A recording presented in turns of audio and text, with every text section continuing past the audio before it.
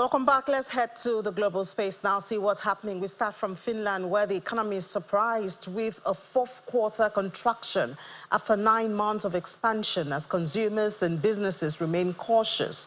Gross domestic product adjusted for seasonal swings shrank 0.2% on the quarter, following a revised 0.5% expansion in the prior 3-month period. Statistics from Finland says that a flash estimate had indicated growth of 0.1%. Meanwhile, Ukraine has adopted a law on ratification of the framework agreement between the government of Ukraine and the government of Finland on projects financed under the Finnish-Ukrainian Investment Fund. And Finland will cover at least 35% of the grant portion of the agreement, according to the Ministry of Finance. Ratification of the agreement will enable the attraction of funds from Finland under the Finnish-Ukrainian Investment Fund program. And then we move to India, where that country has built the world's longest LPG pipeline to cut costs and mishaps. The $1.3 billion project is set to become fully operational in June and is to transport about 25% of India's LPG consumption. The project will likely replace hundreds of trucks that travel across the length and breadth of the country to move fuel from refineries to bottling plants, raising the risk of accident. A tanker overturned in last month, bringing the southern city to a partial halt. In December, 20 people were killed, 45 injured, and 36 vehicles damaged after a truck hit India. The network will be capable of annually transporting about 8.3 million tons of LPG. That's about 25% of India's total demand. It's likely to significantly reduce transportation costs in the world's third largest consumer, as about 70% of bottling plants still get it by trucks. The country's Petroleum and Natural Gas Regulatory Board has been pushing refiners to build more pipelines to tackle increase. We're still in India. The World Bank has reported that India needs to expand at an average growth rate of 7.8% over the coming decades to become a high-income country. The Washington-based organization says that India's gross national income per capita would have to increase by nearly 8 times over the current levels. The country is still the fastest expanding major economy. Growth is still well below 8% pace, and economists say it's required for Prime Minister Narendra Modi to fulfill his bold pledge of converting the country into a developed nation by 2047. India's economy is likely rebounded last quarter, although growth prospects remain uncertain in coming months as the U.S. President Donald Trump threatens to open global trade with tariffs. And talking about President Trump, he said that he plans to hit goods from China with a new 10% tariff, and that's the latest in the escalating trade fight. Imports from China already face taxes at the border of at least 10% after a Trump tariff order that went into effect earlier this month. Trump says that he intends to move forward with a threatened 25% tariff on imports from Canada and Mexico, and that's set to come effect March 4. His comments came as officials from Mexico and Canada were in Washington for discussions aimed at heading off that plan. Meanwhile, China has vowed to use all necessary measures against U.S. tariffs. Analyst says that Beijing may boost support for consumption to offset the levies. On social media, Mr. Trump wrote that he did not think enough action had been taken to address the flow of fentanyl to the United States. He says that drugs are still pouring into the country from Mexico and Canada at very high and unacceptable levels. He says that a large percentage of the drug were made in China. Now, of course, there's been responses. One of that is from the Mexican president at a press conference from the country's national palace. He said that they know that Mr. Trump has his way of communicating, and perhaps that is just it. And he hopes that they can reach an agreement before March the 4th, that something else will be announced. From Canada, the Prime Minister, Justin Trudeau, also said that his country is working hard to reach a deal warning that tariffs from the U.S. would prompt an immediate and extremely strong response. Trump's threats against Mexico and Canada have raised widespread alarm as the North American economy is closely connected after decades of operating under a free trade agreement with that country. Well, I guess still the spillover from there. Japanese stocks had their biggest monthly drop since 2022 as a sell-off in chip-related firms and accelerated concerns over the global economic impact of President Trump's tariff deepens. There's been a broad slump in export-sensitive industries such as electronics and automobiles, non-ferrous metals and shipping. An 8.5% plunge in NVIDIA core shares on Thursday. That weighed on semiconductor and AI-related names in Japan. The two worst performers on the Nikkei 225 stock average were Disco Core and an Adventist Core, with both dropping more than 8%. The Topix index also fell 2% to 2,682 at the close of market, while the blue chip Nikkei declined 2.9%, tumbling as much as 3.7 at one point during the day. The biggest intraday drop since September. Both indexes posted their biggest monthly fall since December 2022. And you know that President Trump is behind this, talking about the tariffs on Canada and that extra tariff that could come on China. And he seems determined that this will start from March the 4th. Still related to that, iron ore was on track for its biggest weekly loss since November as the prospect of further U.S. tariff on China rekindled concerns over a mounting global trade war, denting sentiment for industrial metals. Futures for the steel-making ingredient fell below $103 a ton for the first time since the beginning of the month. President Trump, of course, talked about the additional 10%, and that has driven all of this. Now, let's find out. We're hearing the impacts of this, or possible impact expectations, as President Trump shows his determination to stick to those tariffs, and the tariff trade war seems to be escalating.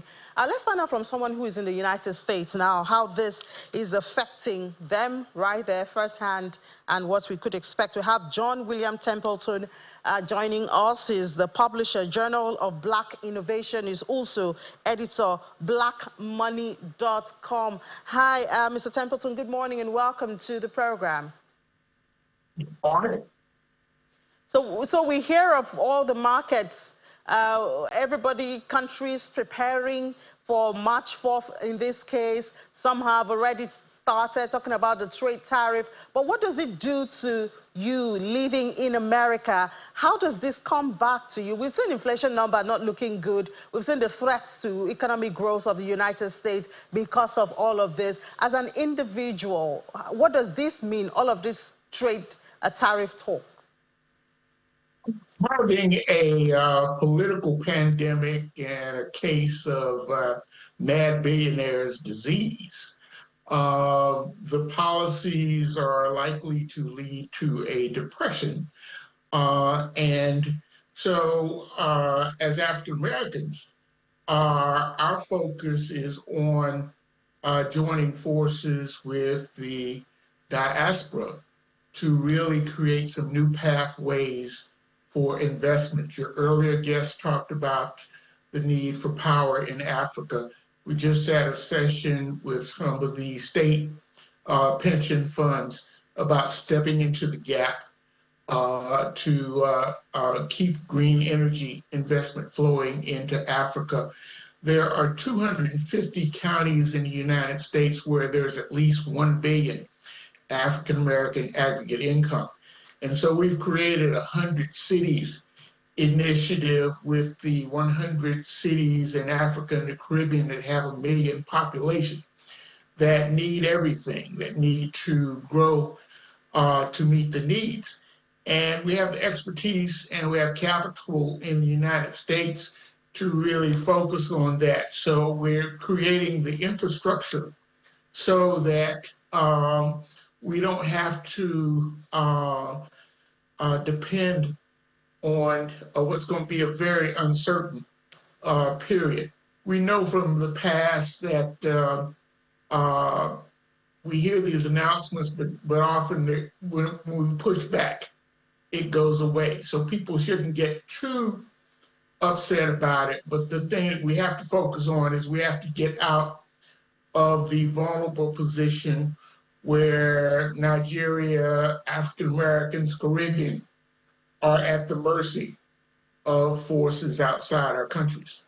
Yeah, and I hear you say that, but I'm wondering, because you still have a lot of Africans who make up this migrants in the United States. What's the reaction to this immigrant register that was just introduced, you know, where they're asking people, if you know you're an illegal migrant in the U.S., you come and register. If not, it's a crime and you could face jail. What's the reaction and how's that going so far?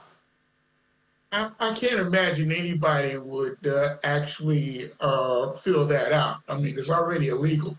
So you would basically be, getting in line to get deported. So the government already knows who is documented and who isn't.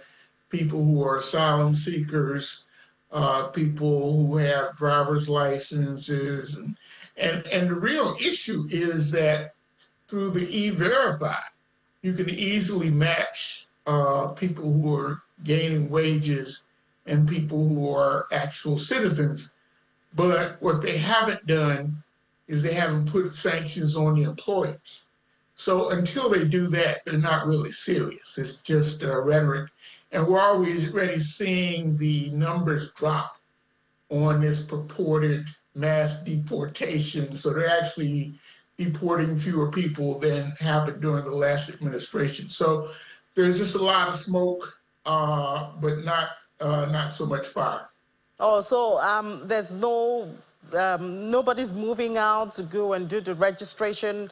In essence, it's not being taken seriously, and you think perhaps it will die down after some time? When he had this push during the first administration of family separation, the public outcry pretty much put it down within a few months or so. They're already stepping on people's toes with they're firing half the people at the Social Security Administration.